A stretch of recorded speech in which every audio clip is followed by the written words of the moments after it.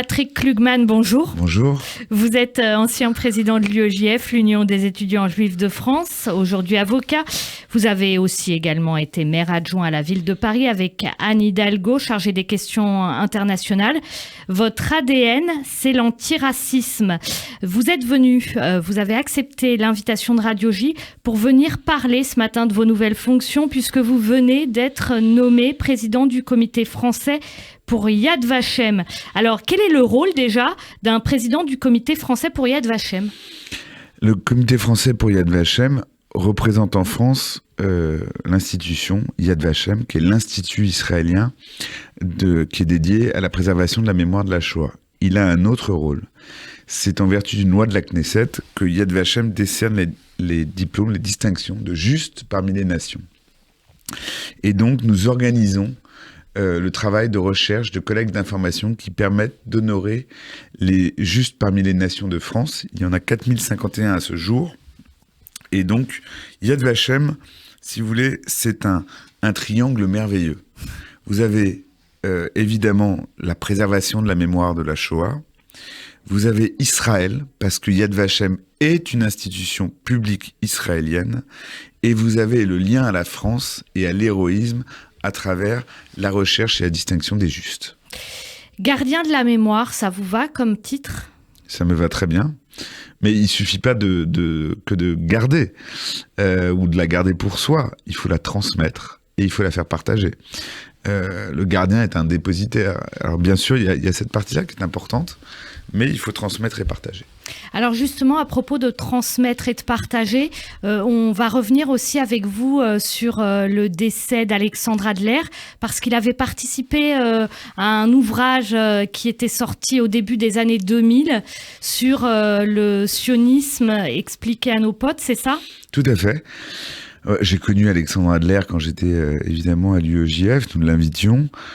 C'était un de nos conférenciers stars et on a eu un compagnonnage puisqu'il avait contribué à ce livre collectif qui était le sionisme expliqué à nos potes. Et c'était un esprit à la fois incontournable et incomparable. Il avait sans doute la mémoire la plus importante qui existe. Et son physique que tout le monde connaît, gargantuesque, en fait, était la correspondance physique de son esprit. C'est un homme qui s'intéressait à tout, qui se nourrissait de tout, qui était insatiable en tout.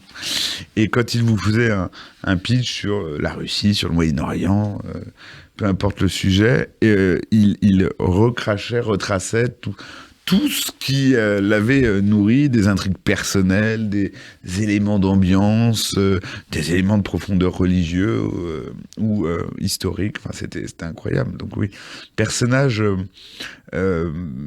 vraiment unique.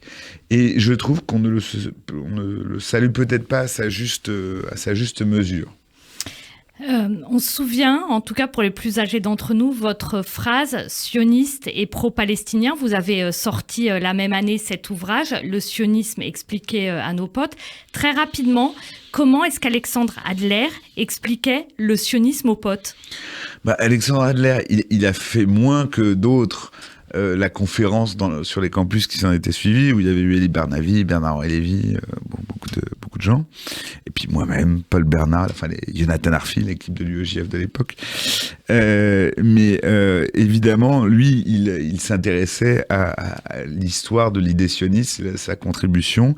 Et de la part d'un juif qui a été très marqué par le communisme, il était férocement, absolument, totalement sioniste. Peut-être même sioniste avant d'être juif, ou encore plus sioniste que juif. Il avait là-dessus les idées très claires, à la fois de ce que voulait dire le sionisme dans l'histoire du peuple juif et ce que voulait dire le sionisme dans l'histoire des nations. Il était extraordinairement clair et engagé sur cette question. Alors pour en revenir à vos nouvelles fonctions, vous succédez au comité français pour Yad Vashem à Pierre-François Weil. C'est un honneur ou c'est une charge ou c'est les deux ?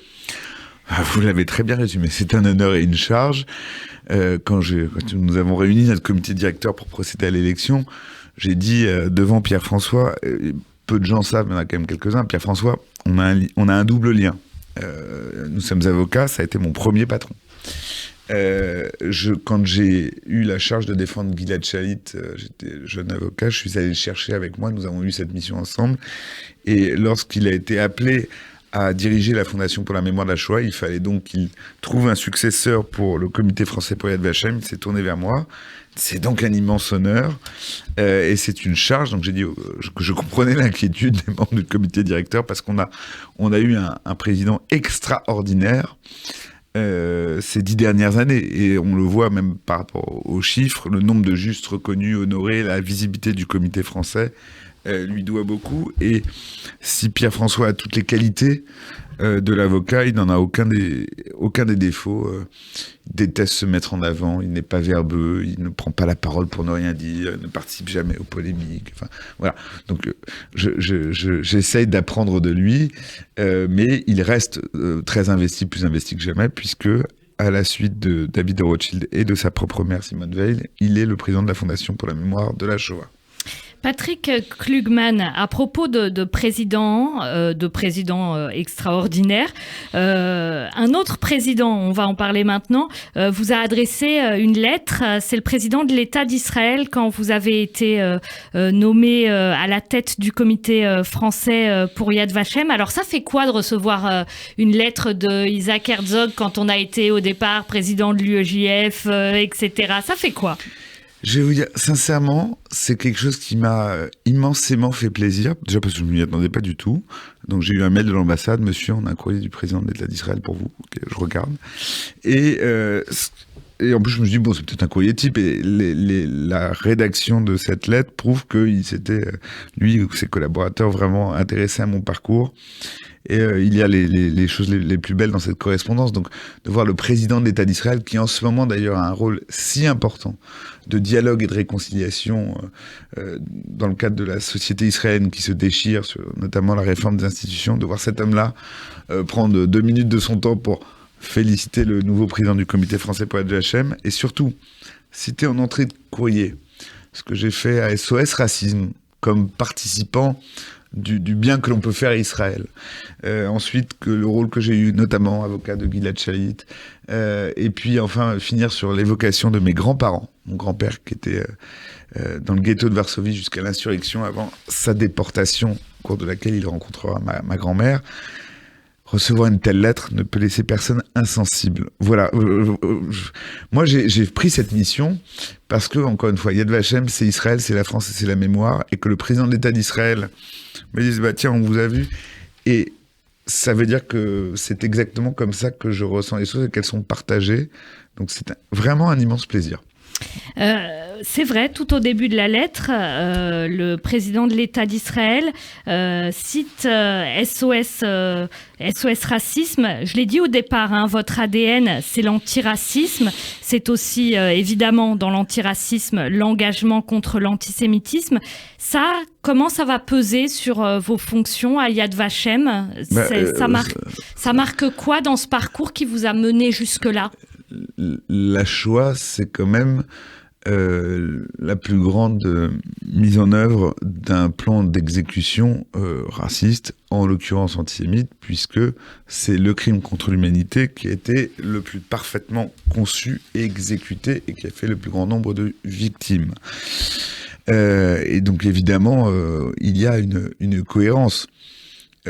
La seule différence, je vais vous dire, quand je me suis engagé, même à l'UEJF, et après SOS, l'antisémitisme, enfin SOS c'était un petit peu différent déjà, l'antisémitisme n'était pas une question. Donc en tant que juif, on s'engageait dans l'antiracisme pour les autres, pour ceux qui étaient victimes de xénophobie, de discrimination, n'étant pas nous-mêmes un sujet. Les 10, 15, 20 années qui ont suivi ont été dramatiques pour la sécurité des Juifs, où que ce soit dans le monde, et évidemment en France. Il y a eu, quand j'étais à l'UEJF, le début des insultes. Après, il y a eu des phénomènes de violence, il y a eu des assassinats. Ça a commencé avec Ilan Halimi, puis nous avons eu Madame Knoll, Mireille Lamy, puis nous avons eu les attentats antisémites qui ont recommencé, évidemment, au Tsar Torah et l'hypercacher. C'est-à-dire que sur 20 ans, on s'est mis à insulter les juifs les petits juifs dans les cours de récréation, et puis après on s'est mis à commettre des attentats loin d'ici, mais pour tuer le plus d'enfants juifs ou de personnes juives en France. Évidemment que tout ça compte, et qu'aujourd'hui, je ne peux pas parler de la Shoah comme un sujet d'histoire pure. Déjà, c'est un sujet d'histoire mal appris, puisqu'il y a eu d'autres crimes contre l'humanité qui ont été perpétrés à la suite. Et puis, c'est un sujet... malheureusement, le souvenir de la Shoah n'a dissuadé personne de vouloir liquider et tuer des Juifs. Ni dans leur projet national, qui est l'État d'Israël, ni individuellement ou collectivement où ils se trouvent, et notamment en France.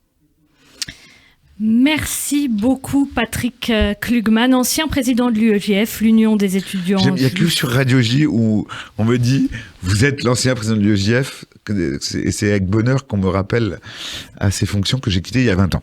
Oui, mais c'était un mandat important à l'époque. Pour moi, totalement fondateur. Et puis c'est un mandat aussi de basculement, comme vous l'avez dit tout à l'heure. Donc on s'en souvient tous et on s'en souvient avec plaisir. Mais maintenant, on pourra également vous présenter comme président du comité français pour Yad Vashem. Exactement. Merci beaucoup. Eva.